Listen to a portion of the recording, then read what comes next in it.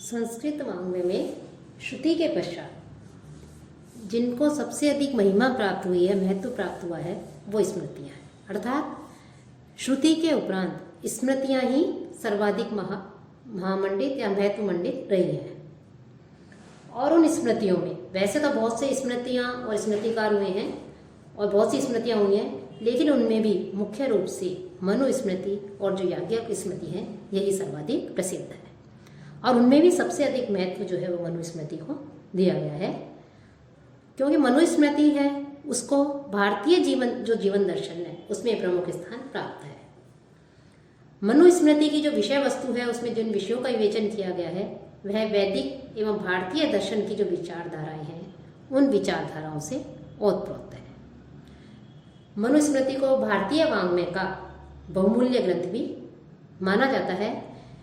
यह मनुस्मृति जो ग्रंथ है, यह 12 अध्यायों में विभक्त है और इस 12 अध्यायों में जीवन दर्शन, आचार शास्त्र, धर्म, राजधर्म आदि का बहुत ही विशद विवेचन किया है।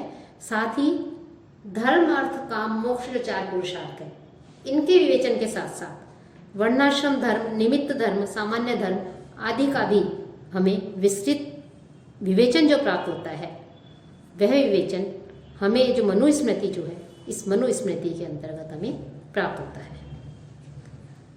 मनुस्मृति और याज्ञवल्क्य स्मृति, ये दो ही ऐसी महान कृतियां हैं जिनमें धर्मशास्त्रीय संबंधी जो ग्रंथ हैं, उनके अंदर जो परंपराएं हैं, वो समस्त परंपराएं समन्वित इन दोनों स्मृतियों में समन्वित है। तो आज हम इसी श्रृंखला में मनुस्मृति का अध्ययन कर रहे थे। इसी में हम पहले दूसरे अध्याय का हम पहले अध्ययन कर चुके हैं। आज हम 7वें अध्याय का अध्ययन करेंगे कि मनुस्मृति का में जो 12 अध्यायों में विभक्त है, उन 12 अध्यायों में जो 7वां अध्याय है, उस 7वें अध्याय में राजधर्म का जो है वर्णन किया गया है।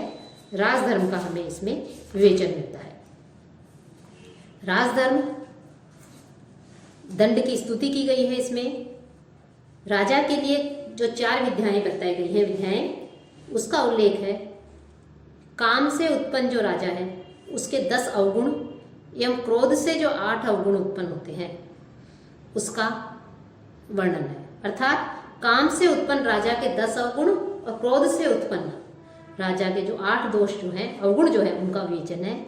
साथ ही मंत्री परिषद का गठन का भी इसमें उल्लेख मिलता है कि मंत्री परिषद की रचना कैसे हो, और जो दूत है उस दूत की क्या पात्रता है, क्या गुण है, उसका उल्लेख है। दुर्ग एवं राजधानी, पुरुष एवं विविध विभागों के जो अध्यक्ष हैं, उसका भी इसमें विवेचन मिलता है।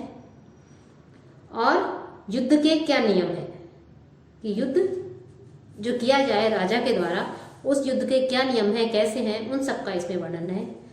साम, दाम, वेद आदि जो दंड बताए गए हैं, इन 4 साधनों का भी इसमें हमें उल्लेख मिलता है।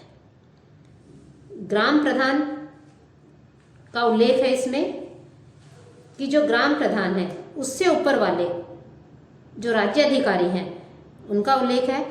और जो कर है, जिसे टैक्स कहते हैं, तो कर के क्या नियम है, उन नियमों का वर्णन करने के साथ साथ 12 राजाओं का जो मंडल है, उस मंडल की रचना, 6 गुण, संधि, युद्ध की स्थिति, शत्रु पर आक्रमण, आसन, शरण लेना, द्वैत भाव, विजयी राजा जो है उसके कर्तव्य, इन सब का जो उल्लेख है, वो समस्त उल्लेख हमें जो मनुस्मृति का ये 7वां अध्याय है, इसमें हमें मिलता है।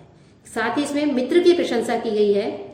श्रेष्ठ जो मित्र है उसके क्या गुण हैं, शत्रु के क्या गुण, और जो राजा है वो उस राजा को कैसे अपने मंत्री आदि से कार्यों को संपन्न करवाए, इन सब का उल्लेख जो है हमें मिलता है। तो मुख्य रूप से हम ये कह सकते हैं कि इस 7वें अध्याय में जो मनु ने जो वर्णन किया है, वो मुख्य रूप से जो राजधर्म है, उस राजधर्म से संबंधित जो जितने भी विषय आते हैं, उन सभी विषयों का इसमें समावेश किया है। और राजधर्म का उल्लेख, उसका विवेचन, उसका वर्णन हमें इस मनुस्मृति के 7वें अध्याय में मिलता है।